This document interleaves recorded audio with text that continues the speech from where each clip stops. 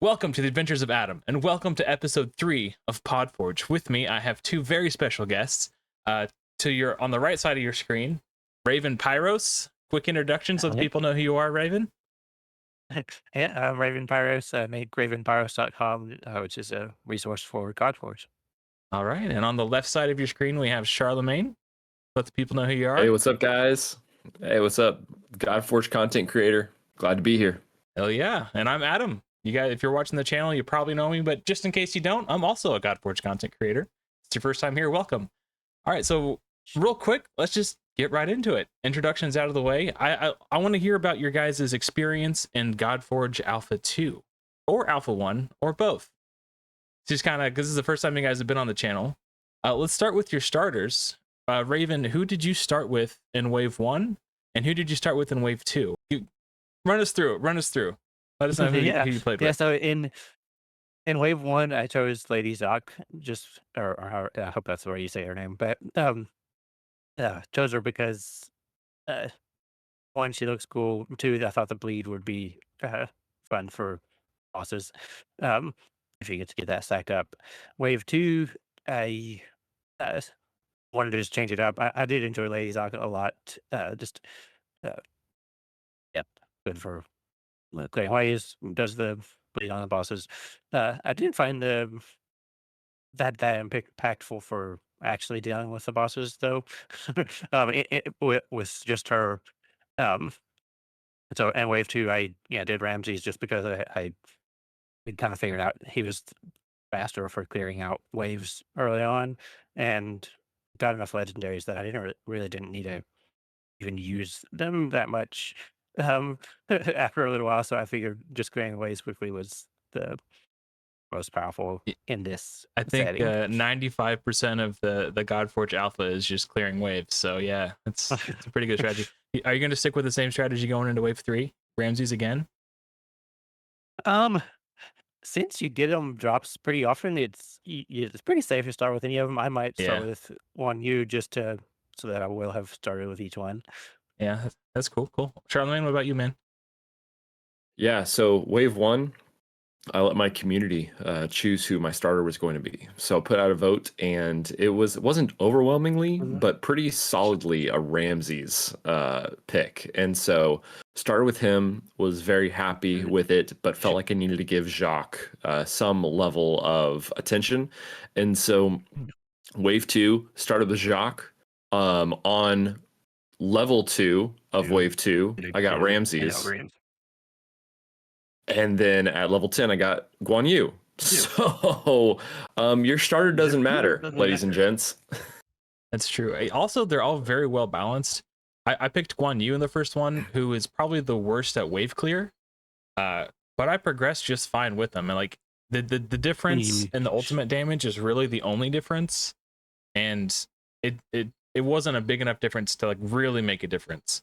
So no matter who you pick, you're gonna do well. I tried Ramses on wave 2, and I got Guan Yu on like wave 5 or 6 or something like that. So I was using Guan Yu and Ramses. Yeah, they're pretty common to. It's pretty common to get all of them early or a couple of them early, so it really doesn't matter. Are you gonna Yeah, who you that's gonna what I go with? realized. Who are you going with for wave 3? So for wave 3, I'm actually starting with Guan Yu, primarily because it's the competition level. And with the revamped Fafnir, and how you kind of need to be ready for that level 90. Yeah, and a lot of us even got to, if not close to, got to level 90 very early on, very quickly. And so making sure that I have the proper resources I have, even though there's a solid chance that I will get Guan Yu, I would rather be prepared because he is a great damage dealer for that 90 Fafnir.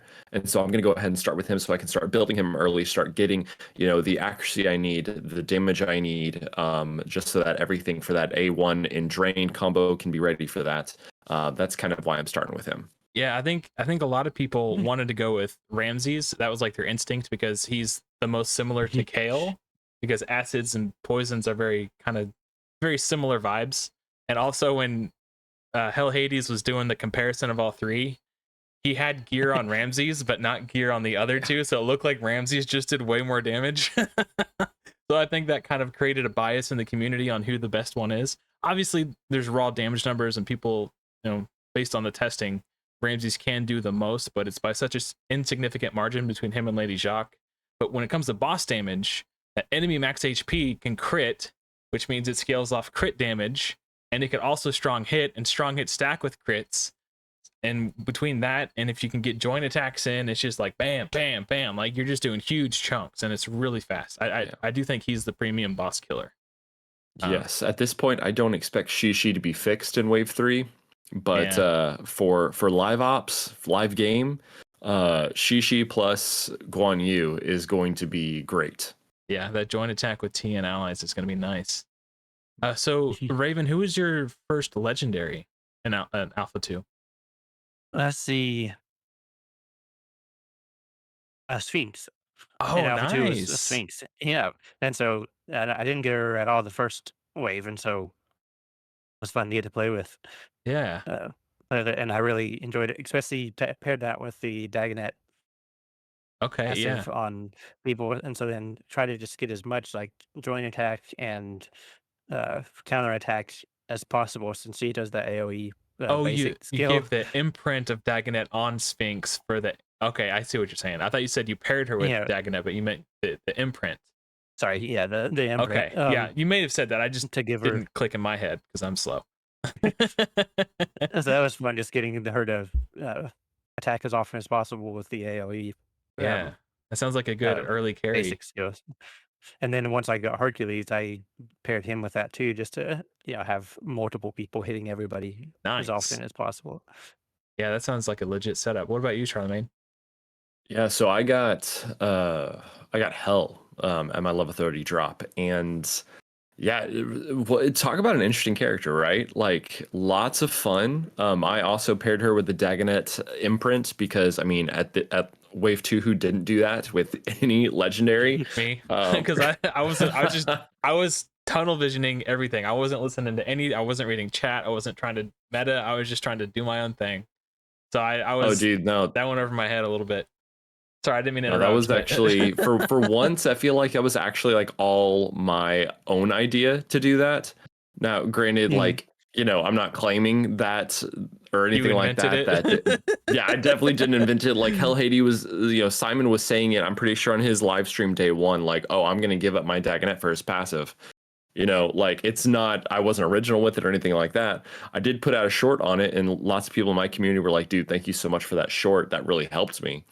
But like just thinking about that and thinking about especially like Sphinx or Hercules with that on them, it is so OP for early levels of the caverns, just because you're talking about constant continuous. Because sure, I hope they fix it so that it doesn't slow down the game, but two, I'm pretty sure they're going to be looking at that percentage, because I'm pretty certain that percentage to join is wrong. Somewhere in the back end, there's no way it's running at 15%. They might have doubled it instead of cutting it in half. So Dagonet's passive is a 30%, and when it gets imprinted, it's supposed to go to a 15. It may have got doubled to a 60% instead of, That's they might have more gone about what it felt like. It was yeah, that feels more like it. Yeah, so Hell was my first one too, and aesthetically, she's probably one of the coolest looking heroes. Just amazing visuals. She's also got the jiggle physics, which I'm a fan of.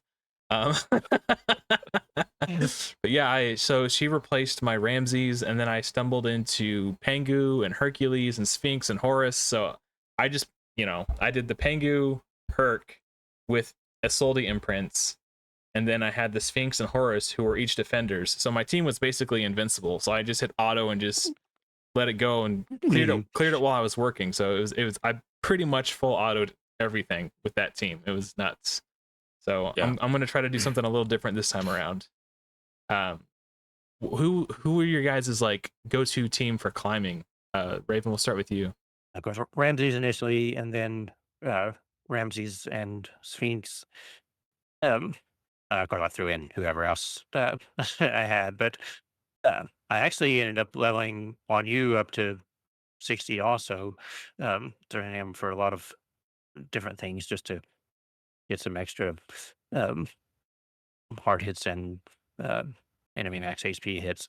But towards the end, it was Heimdall, Isis, and um, and who else? Sorry, let me bring up my. I did change it up a lot this time because I was trying out a lot of things. So yeah, Heimdall, Isis, Tengu, Hercules.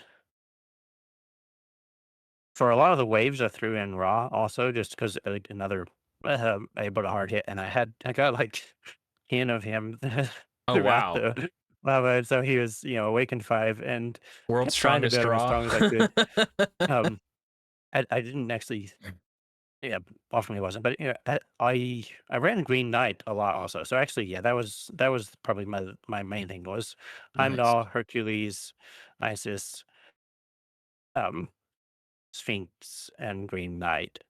Those, well, that's 5. I took out Sphinx towards the end because her hits ended up not scaling as much as other people's. Green Knight just used him because he could help deal with when the enemy was buffing a lot. And then it found out he actually hits them really hard too, like with it, and in a triple hit, with the drain that he places on it, also like he stays alive very well. Yeah, So that was probably um and then the drain he the can biggest pair with surprise Guan to Yu me really was well how. too. Like he Mhm. could help Guan Yu keep the drain up for Yep. what And what then about you, I Charlotte? like Oh, sorry, I thought you were done. Go I ahead. like the drain mechanic in general because he can help keep everybody alive just by placing that. Um, Yeah, that's another thing about Guan Yu. His passive even reads deals 20% more damage to enemies under drain, and drain inflicts damage. Drain 2 inflicts incoming damage by 20%. So that enemy max HP A1 just scales and scales and scales. It's really good, huge chunks. Who did you mostly climb with, Charlemagne?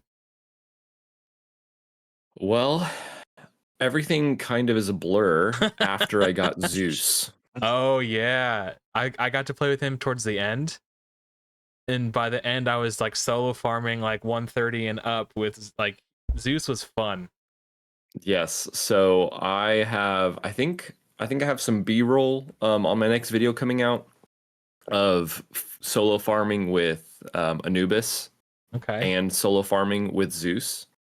And I mean, guys, Zeus is just busted.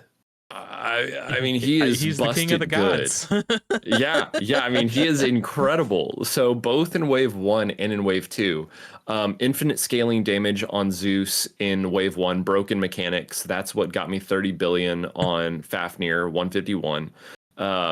So that's fun. Remember when, I guess. But I mean, really, still building Zeus as a powerhouse damage dealer for, I mean, just in quote unquote in game of caverns. That is what, was able to see me succeed. So Aphrodite, Zeus, Time to wake up. yeah, right. So Aphrodite, Zeus, I would swap out Anubis or Hercules and then Heimdall. Actually, no, not Heimdall. Shamash, just in case somebody Oh, went down. Just in yeah. case somebody went down. And it was like all the 140s, I chatted with Raven when I hit 141 and it felt like a little bit of a wall. And I can't remember exactly what tipped me over. I think at that point, that's when I went back and was able to get Aphrodite at one point. But her boosting the rest of the team and then everything that I built into Zeus, I just started wiping everything in the 140s. So 142, 148, 149, I think even 147 was an issue for some players. I one shot them all. Yeah. Like Zeus is just stupid. The And only at that point I'd taken all the Dagonet passives off too. So it didn't even that wasn't even coming into play.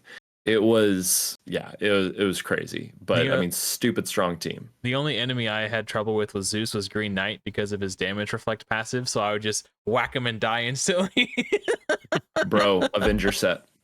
Okay, yeah, I didn't play with sets a whole lot. I didn't do too much farming because I'm not really like the leaderboard pushing type. I just want to like beat it and have fun, and then once move on to the next thing.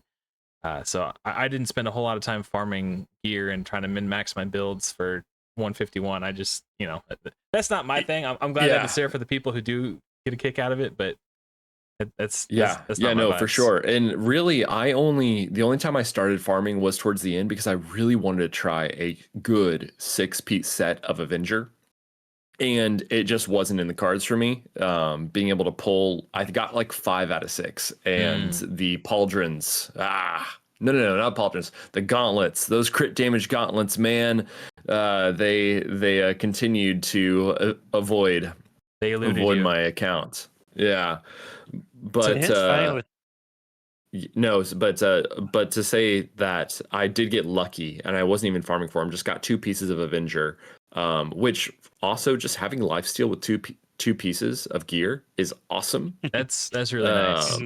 Yeah, and so being able to just go in with Zeus and with his damage that I was putting out, Green Knight, he came out with more HP than than less fight when he was attacking Green Knight.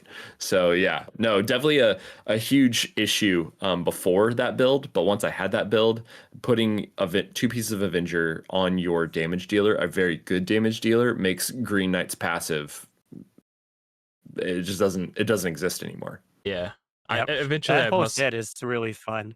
The Avenger set with the healing on the with 2 pieces, then like additional counterattack chance with 4 pieces, and then yeah, increasing counterattack damage with 6 pieces. Yeah, it helps a lot with survivability and damage dealing. Yeah. Was there anybody that you guys wanted to play with but you never got a chance to obtain? I think the one legendary I've never pulled, which is Sphinx. Oh, interesting. Okay. Yeah, she's pretty good, especially early. What about Yeah, you, Raven? yeah. Was there someone that you So never this got? time I got every single legendary. For a while, I was actually like gonna try to build out 5-star awakened of everything. But then I was like, well, I'm not gonna spend all my time farming. But I did get a few of them up to it.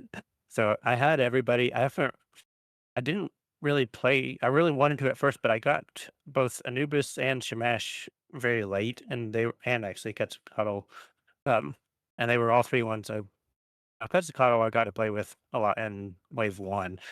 Smash and Anubis I wanted to play with, but because I put them so late, I ended up not really Yeah. playing with them much. Um, I got Heimdall super late, which I was disappointed by because he was like the one that was breaking the game, sort of, it seemed like. So I didn't get a chance to see how good he is for progression. And by the time I got him, I'd already kind of beat the caverns. And as I mentioned before, I'm not really the leaderboard pushing type of guy. But then Shamash Yep. was the other one that eluded me that I really wanted. Like in wave 1, I woke up to an imprint of him from my overnight farming because I got full and then it converted to an imprint. And the exact same thing happened in wave 2. Again, I woke up Oh, after overnight farming and I had an imprint of Shamash sitting in my inventory. I was like, I missed him again. So hopefully, third time's a charm. We'll get to see Shamash. I think yeah, pretty much everyone else I got to tinker with a little bit at least. it So would yeah, be great. Like, I mean, we're not going to get this hero farming in a live game. yeah, for I mean, sure. if there was some form of this in live game, that would be absolutely obscene. It would have to Um, be like a limited to this type of, like, you wouldn't. It would have to be a yeah, in a self-contained thing. sandbox of sorts. Yeah, yeah, right, absolutely. Because even if it was not 0.5%, like people would still just farm it and get all the heroes. So it can't exist. So And fun fact it's about that actually though. I don't know if you hmm, guys know this, but if somebody takes a clip of one of your videos, you can see it in the YouTube Studio app. And yeah, Hell Hades took a clip from Podforge Episode 1, uh, where Ragewood was talking about how he would like to see the caverns return. And the title that he titled the clip was "The Players Want to See This," and he shared it with. I'm assuming he shared it with the Fateless team. So there's, yeah, probably. it's out there in the aether. We Ooh. could potentially see the caverns return in some shape or form. I mean, I would be shocked if the caverns didn't return in some form. I would have just always assumed that this was not the final iteration, but the beginning iteration of their tower format in the game. Yeah. Like, if they don't reuse the caverns to some extent, I feel like obviously it's not wasted time because they're they're receiving like a stupid amount of feedback and value when it comes to what they've done.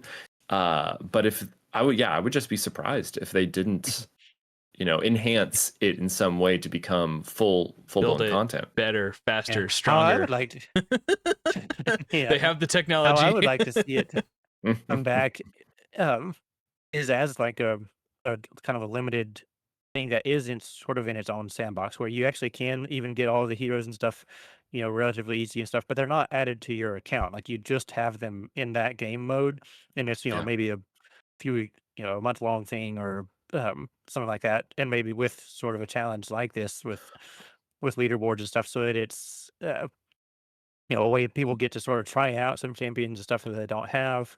How well you or how far you get in it, ends up giving you some rewards on your main account, but yeah, not like nothing like you're Well, getting well, in because you taverns think about themselves. it, Or uh, taverns, not y- taverns. yeah, the taverns. Um, I'm down for a drink. yeah, there you go. Yeah, let's go. I think, as you mentioned that, Raven, this is the brand, right? The name that created the free to play, uh, the Hell Hades free to play challenge inside of Raid, right? And to an Mhm. extent, the Caverns is very much a free to play challenge, right? So it's not something that spending is going to really enable somebody in. And it really Mhm. does come down to, just like the free to play challenge, is how effectively are you farming? How effectively are you gearing? How effectively are you using the mechanics within the game to be able to progress?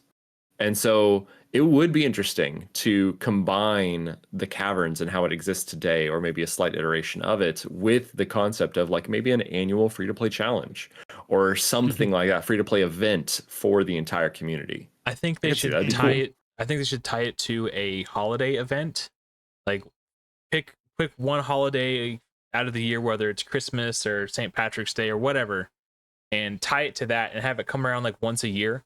It's not the type of thing that I would want to do over and over and over because it's like a 2 week long grind of just go, go, go, go. But it would be cool to revisit once in a while. But it's not a game Yeah. mode I want to do every day or every week or every Oh my month. gosh. It would become If really this redundant.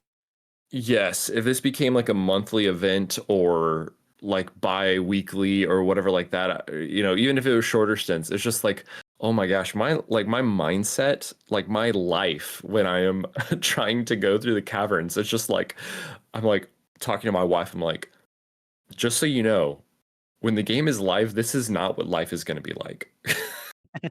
Yeah, Yeah. running it while you're sleeping. Yeah, that's a lot. It does take a lot of effort. Mm. Um, so real quick, Raven, I saw that you posted on the Discord a picture, a very special picture of three special men in your life. Do you wanna give the folks some insight about this? I thought it was really neat, and I think it'd be cool to talk about. Well, these special men in my life are my children, by the way. Yeah, yeah, yeah. Sorry. Mis- Yeah, sorry. You're So yeah, there three. Yeah, I let my three boys play the 10-year-old, 9-year-old, and 6-year-old, um, and because they've been asking and asking to play, and I was like, well, it's not an online game yet. I'll run these stars. They're not interacting with anybody. I'll let them try it out, and um, yeah, it was fun. I didn't want to give them any guidance because I wanted to see like where did they get stuck and stuff. And I was pretty surprised that all the mechanics seemed pretty intuitive to them, even though they've not really played this type of game. When we play tons of you know tabletop games and video games, and so their minds are sort of know how a lot of game mechanics work. But yeah, they've. Uh, Two older ones both progressed, yeah, just a bit past level 90. Probably would have got farther if they'd Wow. been able to play more, but, that's um, better than some of the adults that were playing and asking for help on That's Discord. that's pretty shocking, actually. That's very impressive. Well, you let I them mean, know that we approve. Well, so Raven, yeah, how much did they play? um, How much maybe, did Dad allow? yeah, Or should I say altogether, Mom? across the period, maybe like 7 hours or something. Um, but they did let it farm like during when they weren't playing. So uh, Yeah, my oldest, he got hell at the as his level 30 pull, which was a little tricky just because that is sort of one of the more uh it's a bit of a wonky champion. Like you have to know kind of how to how to use it and stuff. And so first he was like, what? It revives the enemies.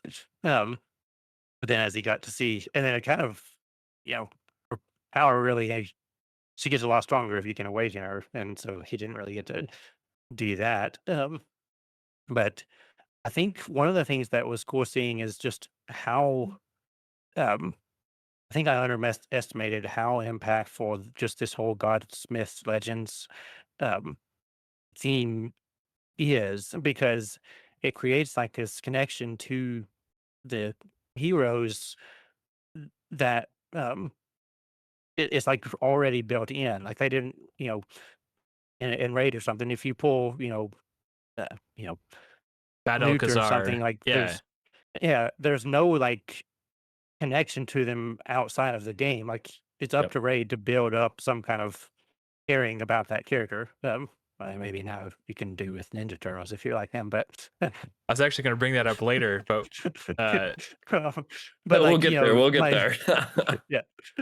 yeah, my uh 9-year-old pulled Hercules, and it's like, this is Hercules. Like there's this built in, like I really like Hercules or whatever. And so Hercules, Hercules, um Hercules, Hercules. my 6-year-old, he got a little almost too focused on that, where it's like he just wanted these characters, and so he saw my brother get Nimian Lion, and then like his whole focus was trying to get the lion.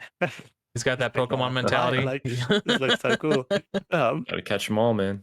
uh, my second born also built, I think it was a Desert Raider. He's actually low key Um, really good. no, that's not the Is it the uncommon that has the which one's that? 25% crit chance bonus? Or That is, but that's not the one. That's not the Are right you one. talking about the oh, okay. Bowman? It might be Bowman.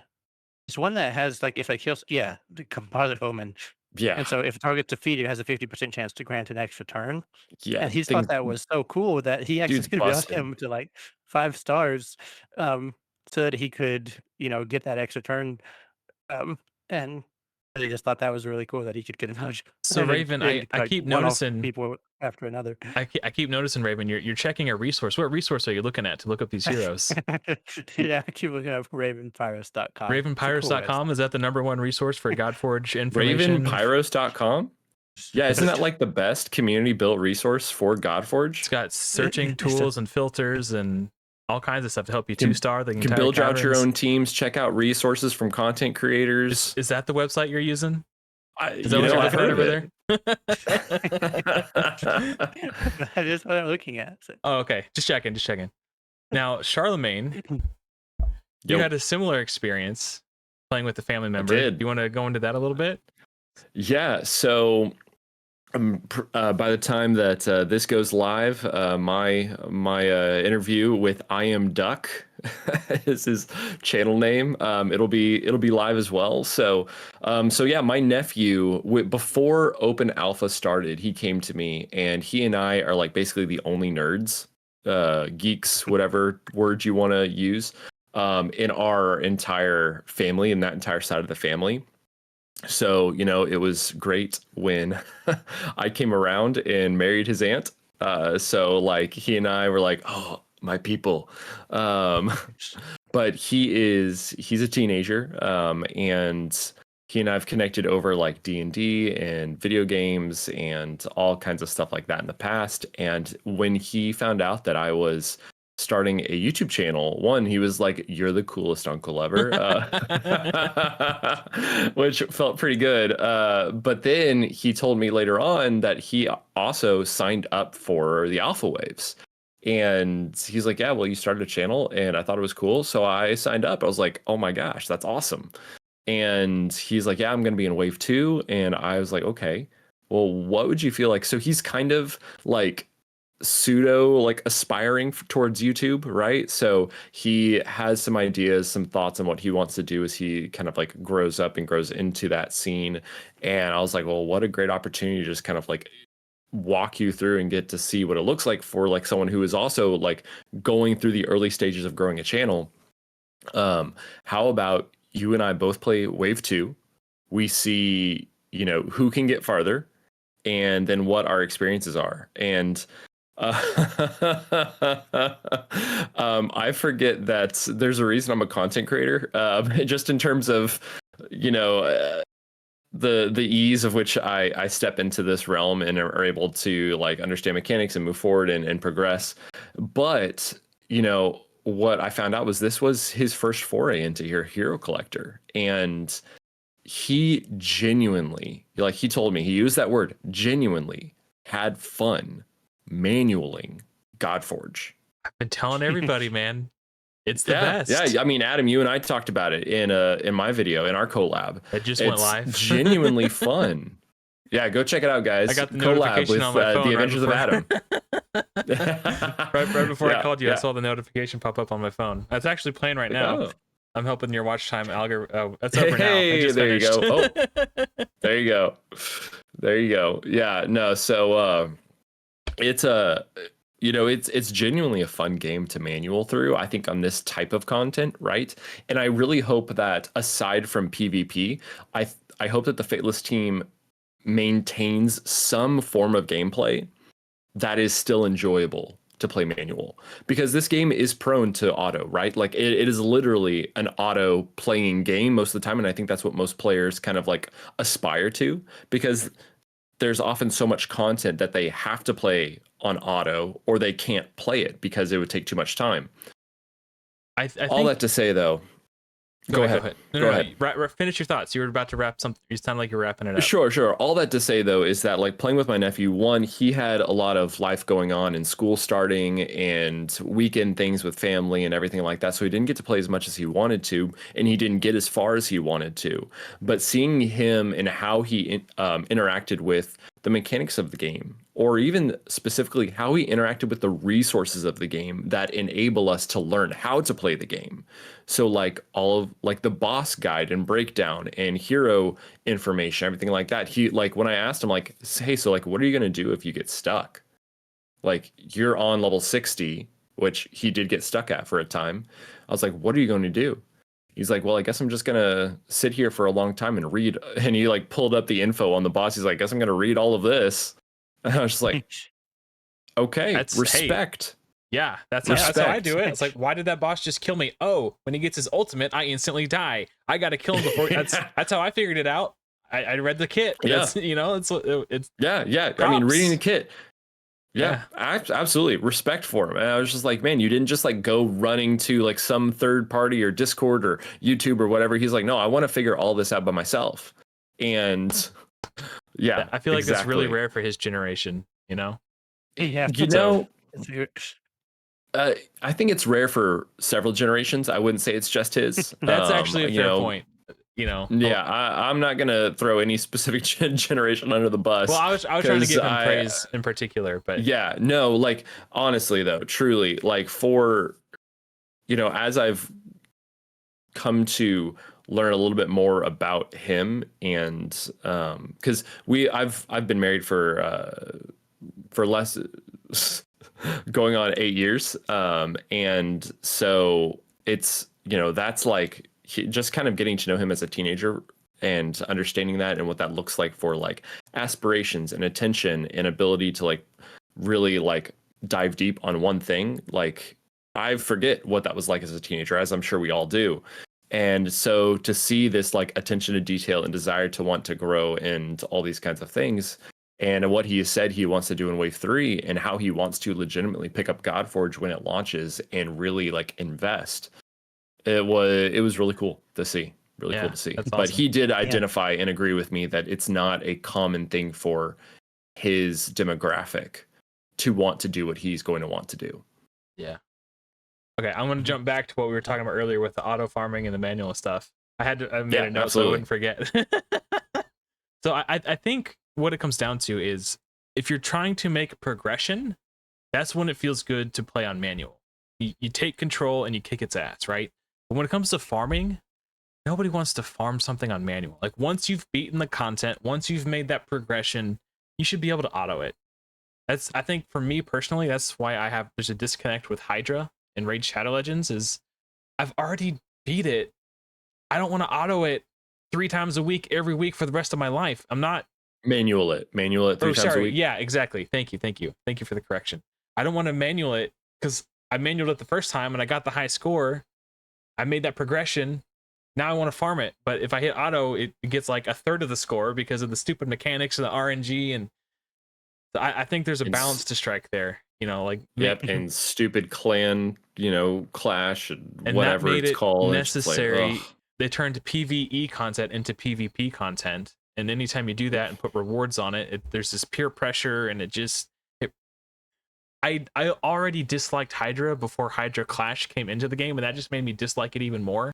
It created a tons of drama within my clan because these people cared about it, but then the other half of the clan didn't. And then now these people who care and they're pissed because these people aren't trying hard enough in their opinion, and it broke our clan apart. That we were together for like 4 years, and then we broke up over Hydra Clash.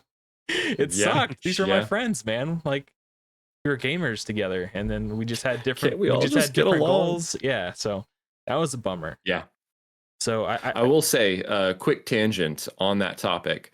I'm really excited to see more information about the pantheons inside of Godforge, because potentially, if we can effectively build clusters and manage them well, then that gives space for friends to remain friends and still focus on what they want to focus on.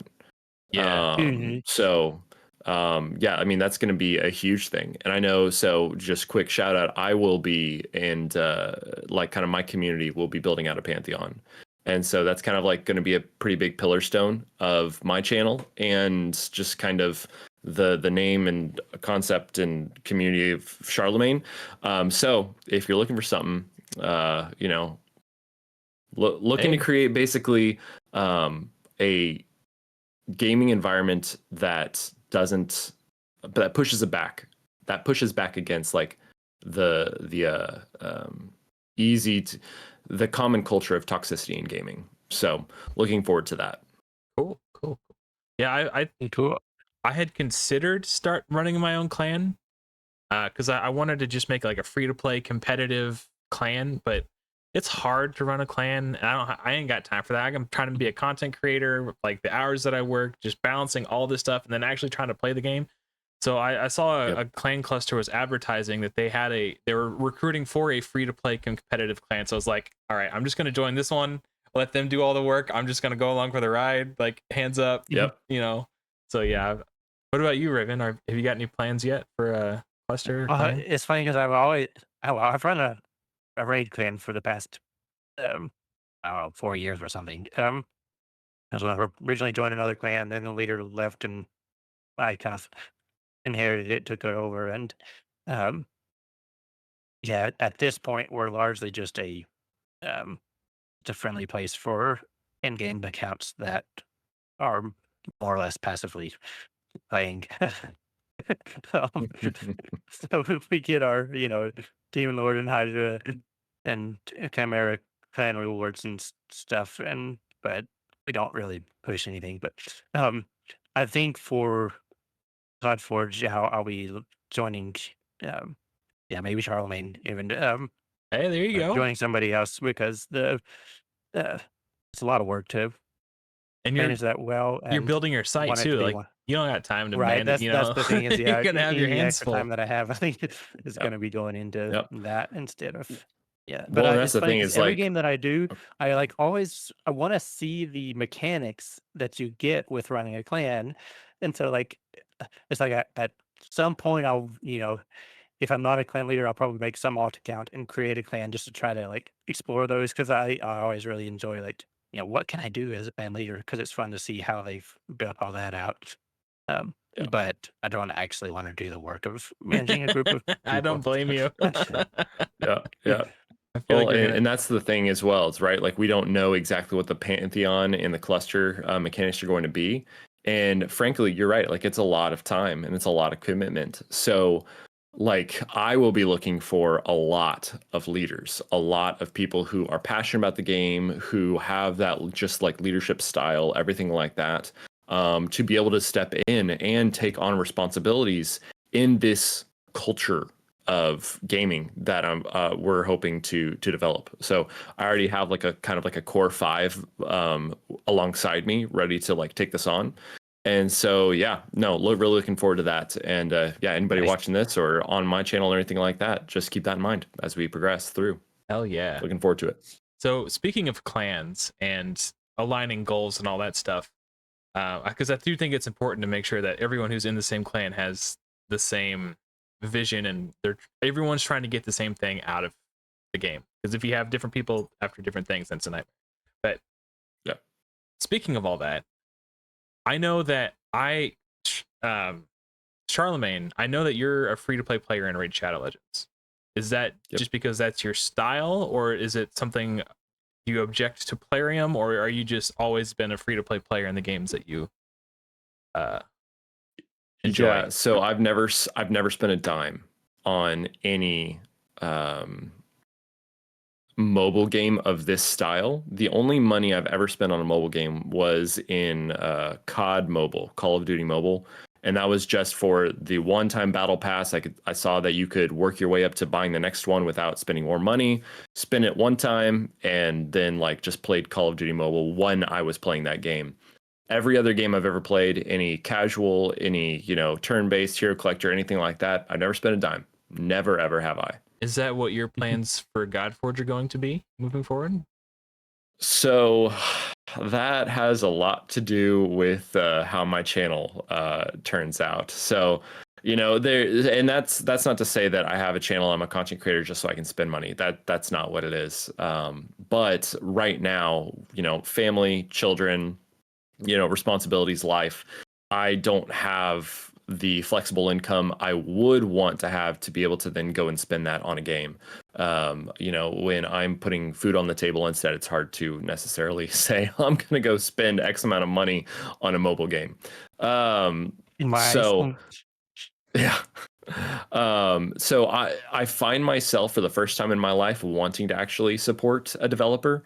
So I'm like, man, I would actually like to spend inside of Godforge because I believe in what Fateless is doing. I know. Oh, merch shout out. There it is. Yeah. I'm gonna let my cat outside. I'll be right back. You guys keep talking. Sure. So, Fateless, if you're seeing this, create a Fateless polo and, we'll see where it goes. But, yeah, no, I think really at this point, and I even asked the community, I was in one of my live streams last week, I was like, guys, like, what's more valuable to you? Because I also want to be able to provide and serve the community in what they need. And I think we are, especially when we look at Raid right now, when we look at content creators in Raid, and I would probably even dial it back to maybe like a year to a year and a half ago, when like maybe Hydra was in its heyday, perhaps. And the gap between content creators and the average player was so great that it's like, okay, you're building these teams, you're doing this damage, but like I can't do this. Like this content doesn't help me. And so being able to maintain that like free to play or low spender state inside of the game, especially like with any other benefits that may or may not come, I think that's going to provide more to the community than if I just like had the resources or the capability to whale out. That separates you from the community, I think, so quickly. So that point you made about the content not being helpful, that is the 100% the reason why I did my free-to-play Rares Only Plus challenge in Raid. So if you've never seen the series, I progressed through the game, use champions who are rare, uncommon, or common, plus any champion who is free and permanently available to all players. Meaning that if somebody stumbled upon my series 2 years after I made it, it's still relatable to them because I'm not using any temporary fusions. I'm not using any of the promotional 7-day login reward heroes like Alice or Ninja or Ultimate Death Knight, anything like that. Because I wanted to make a series that was relatable to as many people as possible for as long as possible. Because ultimately that's what we're doing as content creators, right? We're trying to teach people how to play the game. And what better way than to make accessible content? So I I considered doing one for Godforge, but I just don't know that I wanted to do that for my main account, because if I pull a legendary, I'm gonna want to build them because I want to experience the game. But I Well, don't you know can if I always want come to. back to that, right? Yeah. So I did a poll on my channel, and the winner was a normal free to play account. So I'll probably do a normal account, but then also like make rares only plus guides on the regular free to play account. So it's still relatable content. It's just not the entire account restricted by those, you know, it wouldn't be a challenge account, but I'd still create Right. that relatable content. Well, and we all Yeah. hope that Godforge is going to last a long time, right? So, 2-3 years down the line, have a big player base, hopefully. And it's Yeah. like, okay, let's go back. Let's do a challenge account, right? Yeah. So Yeah. there's there you always go. time. I know, Raven, I feel like your main focus for content is your website, but you do upload videos. Do you have any plans on content for Godforge at all, besides updates for your website? I really enjoy these games. I mean, but Raid's really the only one that I have played other than Godforge, and I've played it for like 4 years or yeah, I guess 5 years now. Um, so uh, it's probably kept my interest longer than just about any other game, other than maybe Guild Wars 2. But um, and so uh, I'm not that good at them. As far as like in the alphas and stuff, I'm not the one discovering any of the like broken mechanics, and then I'm not even uh, that interested in chasing those. Like, I mean, my leaderboard, I did try to play on the challenge level one just because that was a fun, uh, you know, can I do all these challenges and I stuff? felt like And I saw your yeah, name on the leaderboard, on one of the leaderboards. I don't remember which one it was, but yeah, I'm number 3 on the challenge level. Was like getting the stars. Nice. But that kind of played into what I enjoy, which is like trying to make all these different things work and stuff. And yeah, So I are think you? I should have actually been at like 287 if the score was working fully correctly. Okay. Um, but as far as like the damage and stuff, I didn't. I'm way down there, and so in general, I'm not like I enjoy competing in that. I enjoy playing, but I'm not like you know I don't care if I'm towards the top. Like, I enjoy PvP even, but I the fact that I'll never be in like, uh in-game plat and stuff doesn't bother me at all. Like Right. Yeah. and um so I don't see myself being able to make, super good guides on like, here's this, awesome mechanic that I figured out. Um so Yeah, I haven't exactly figured that out. I mean, some of my videos will probably be like, here's how you can use the website, use, make use of the website. Here's how, um, uh, updates to the website and stuff, and then just stuff, like our videos probably, and where it's just, talking about stuff that I do like about the game, cool mechanics, um, that I enjoy, and um, stuff like that. But probably not, and I'll probably make some guides on stuff just that you know, I do this way, and I think that's really fun. Um, uh, but I doubt I'll be like the go-to person for like, how do you overcome this challenge or whatever, Yeah. just because I'm not sure I'm smart enough for that. No, that's all good. Hey, I mean, but let's be honest, at the end of the day, if you have a great website, that is a great resource for a lot of players. Like that's such like immeasurable value, I think, to the community. It's helpful in a different way, but still, like like if your site is so good, you don't have to be a YouTuber to be a content creator. Like the content you create on your website is just top notch. So Well, thank you. earlier, Raven, you mentioned the Teenage Mutant Ninja Turtles thing, and I wanted to touch on this and hear your guys' thoughts. So, even though this is a Godforge podcast, I feel like it would behoove us to talk about this because it's been kind of controversial. And I definitely think we will see IP collabs in the future for Godforge. It's not a matter of if, I think it's more a matter of when.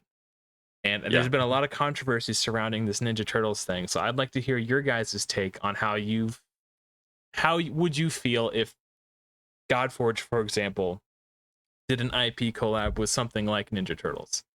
Charlemagne, do you want to kick off? Sure. So I did a poll. I'll say that phrase today. I did a poll on my channel, and I was like, I have a feeling this is going to get some decent engagement. And sure enough, 101 votes later and 26 comments, it actually flipped the script. So like within the first couple of hours, it was like 60-40 or 70-30. Absolutely no. Like people were like, no, I do not like this, do not want this. Now sitting at 101 votes 3 days later, it's at 57% yes and 43% no. And I guess I should actually say what the question was. It was, aside from your personal feelings about TMNT, because especially like 90s kids, 80s kids, like which is a lot of the gamers of Godforge, we love TMNT. Like it was the vibes growing up, right? It's like, aside from your personal feelings, do you feel like this is a collab and a kind of IP crossover that you would want to see inside of Godforge? And not even necessarily TMNT, but more of like that pop cultural IP, right? And that's kind of really what I was landing on. Is like, okay, sure, like getting the turtles in the art style of Raid and playing with them to smash down, the heroes inside of Raid, that can feel really cool and they look really cool. But more so in the theme and style and vibe of what Godforge is. Would we want to see some collab of this caliber, of this vibe, inside of the game? And so, yeah, it turns out that, a lot of the community is 100% down for something like that. And I know, Adam, you posted on this as well, and so I know you have your own take. And Mr. Lore, I know we could absolutely fit it into the lore, 100%. That's the point I was going to use to defend it, but I'll let Raven talk about his thoughts if he has anything he wants to add on the Ninja Turtles. Yeah, well, let me put it. I think I've made my point subtly, but I will say that, like, in terms of the feeling and the vibe of Teenage Mutant Ninja Turtles or some other pop cultural IP, I just don't really feel like it lands well in the style that Godforge is presenting itself as today. That is a fair argument, and I respect it. But I'm going to rebuttal in a moment. Right, go ahead, Ray. What do you think about the Ninja Turtles thing? Well, it's funny because Charlemagne and I did a video on things that we think Raid got right. And one of the things that he mentioned was just in their art style, like they know who they are, and they're able to even bring in something like Alice in Wonderland and make it fit in Teleria. But when they announced the Teenage Mutant Ninja Turtles, I started to wonder if if they were slightly losing that. Like, yeah, we recorded that video and literally they dropped the turtles like 2 or 3 days later. It's like, oh, okay. Yeah. It's funny because I could see both sides, and yeah, I could see that, and it's like, awesome. Like that's one more thing that I would love to, you know, get if I could It play was this game. almost enough to get me to log back in. It was almost enough to get me to log back in. Oh, I'm going for all of them. Well, good luck, man. Yeah. But I personally, I don't know. I think it kind of, it pulls too far out of the like high fantasy kind of feeling. Like the Monster Hunter crossover or something. I think that fits well or whatever. Like those heroes and stuff fit in there well. Um, Obviously, if Godforge is ever able to do like a Middle Earth realm or something, that would be amazing. Samurai Jack collab or something, But Just throwing that out I there. think it. I think it pulls too too far out of like the kind of epic high fantasy kind of feeling. That's a really fair point. Here's what I think about it as it pertains to Raid, and then I'll circle back to Godforge. So in Raid, with their marketing, they've evolved this sense of humor where they're sort of making fun of themselves. Like the whole Ultimate Death Knight thing was like really cheesy and campy. That is awesome. Yeah. You see the Zargala and Gaelic having their marital feuds. Like, so from like a sense of humor perspective, using Michelangelo and their little cinematic, like it actually just kind of worked from a marketing perspective. It didn't go too far outside the realm of what we see on their marketing stuff. But Sure. from like aesthetics and fantasy, I mean, Krisk is in the game, right? Like he's basically like a Ninja Turtle and Shredder had a baby.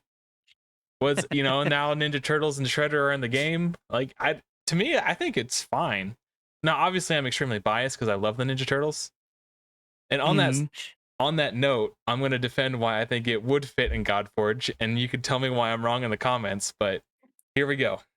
From a lore and story perspective, Godforge is a coalescence of alternate realities. In the Ninja Turtles, the Krang are from Dimension X. What is that if not an alternate reality? Alien beings from another dimension seeping through into our world. That fits perfectly and aligns perfectly with the universe of Godforge. The door is open. The Krang could seep through from Dimension X, and that could be the name of the faction. Dimension X, you know, because factions are called realms in Godforge. So that could be the Dimension X realm. You know, the Krang, Rocksteady, Bebop, the Ninja Turtles could come in. I don't know. But I mean, you're right. You're absolutely right. Like lore and story wise, they've set themselves up really well to basically do whatever they want. Because Aaron has said, like, you know, these realms, these existences, they all live separately. And because we're talking about all kinds of different pantheons and like cultural religions from the past and histories and all those kinds of things. And so all of those things are true in their own realm. And so they can basically just say, okay, whatever realm they want to put in, they can make it happen. They can make, you know, the multiverse of Dungeons and Dragons, Wizards of the Coast, all those kinds of stuff, everything like that. We could have Vecna in Godforge. Like, who doesn't want to play a Lich? Yeah. Like, we could absolutely have all of those things. Every single, you know, hero and enemy. Exactly. Warcraft. We could do Sylvanas, Thor, or not Thor, Thrall. We could do Magic the Gathering. I mean, that's going to be a huge thing that players will probably one day be wanting or hoping for, anything, things like that. Absolutely. Shoot, like any IP we could see inside of Godforge because of how they've built their story and everything like that. I will return to the concept, though, of that what feels right for Godforge. And I was getting to that. Yeah, I was. Well, okay. Well, I'll you know, get off my soapbox and let you get to it. I'm a little biased because, again, I love the Ninja Turtles, so this is a bit of a stretch. But in the third Ninja Turtles movie, Turtles in Time, when they went back to Japan, all the locals were calling them Kappa, like these turtle demons or frog demons. They could easily just use that to backdoor them in the Godforge and put them in the Izumi faction, or the Izuma. Is it Izumi? The Japanese faction as Kappa, right? And they could, like, there was even that scene where they unfurled the scroll and it actually had like these paintings of the Ninja Turtles on the ancient scroll. They could do them in like that kind of art style. Like it would still be recognizable as Ninja Turtles, but like in their own special art style that kind of makes them stand out and fit into the world of Godforge. Now I could already hear the comments going nuts. Tell me. This is going to be a hot one. The concept of Ninja Turtle and made it more mythological and didn't put like all four in to have this unity vibe and all of them working together and pizza and yo dude Shredder like all that, like sure, great, like fine, cool, like that sticks with Godforge. But you know, I was chatting in a stream about what I hope Godforge and Fateless does when it comes to like marketing, and frankly, like I want, this might not be the successful choice, but I would love for them to continually I would like for them to continually lean into the old school gamer world. Like there's been all kinds of comments on graphics. That's a whole nother thing. There's going to be more polish on the game, but graphics aside, there's still that old school gamer vibe to Godforge, I think. Those of us who have played games, who grew up on World of Warcraft, Guild Wars, like all of the MMOs, like they've even said like a lot of what they've done, there's a lot of like mass multiplayer online, references and things that have influenced how they've designed their game. And so to maintain that style and not become like all of the shooters out there, Fortnite's, Call of Duties, everything like that, where all of a sudden we're running around in or playing the game with characters that just don't fit, but it brought new players to the game because they like that IP. It's there's a reason. I know I'm way going off from our genre right now, but there's a reason Battlefield 6 is doing so well right now. It's because gamers are tired of not playing a real game. Yeah, I think it really. So I think like in the example you gave, Fortnite, it's made to be like that, where it's made Right. to have all these other things, and so it works there. But then like Call of Duty, in my opinion, is more about like a almost a war simulator kind of game or whatever. Like you expect to look like soldiers and um you know to an extent carry yourself like a soldier in the game or whatever. You're not dancing and stuff, and so um I think it's two different feels, and that's where I Yeah. think um with Godforge, with the myths and legends and stuff, I think um you could bring in other IPs that are sort of fantasy related. I mean, maybe Yeah. even Mhm. if you did it right, maybe even like Avatar: Last Airbender kind of thing, because That would be sick. it's still That'd be dope. ancient It's like times. Like grounded it's in not reality, but still like kind of right. fantasy. Yeah. But You like I've can even make, wondered, yeah, you can with make the the desire Airbender for the very much aligned in that like realistic, like very mythic style for sure.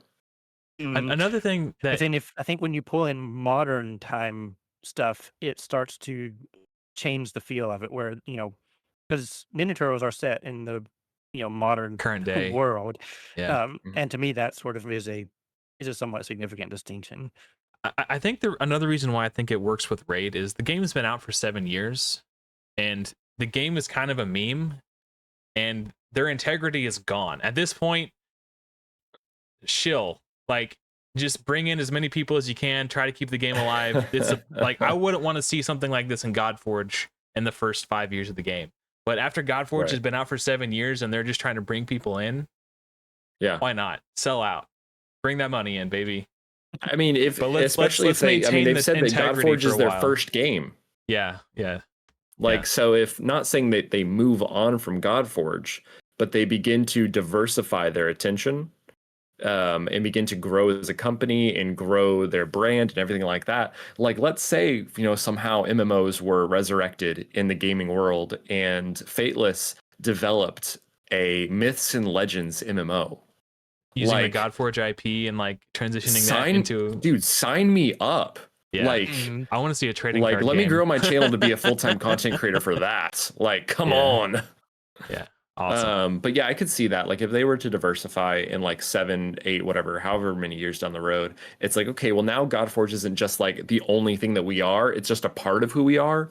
I could definitely see more of this space opening up to things Yeah. like this. But the last thing I will say about this is that when it comes to Raid Shadow Legends, I am really struggling to click an app icon that looks like a Ninja Turtles game. That's all I'll say. Like, Yeah. I'm like, okay, hey, I'm opening Raid. Wait, where's Raid? Oh, yeah, Teenage Mutant Ninja Turtles. Click. Yeah. All right. I think this is a good place to wrap it up. We've been going for about an hour now. And so Yeah.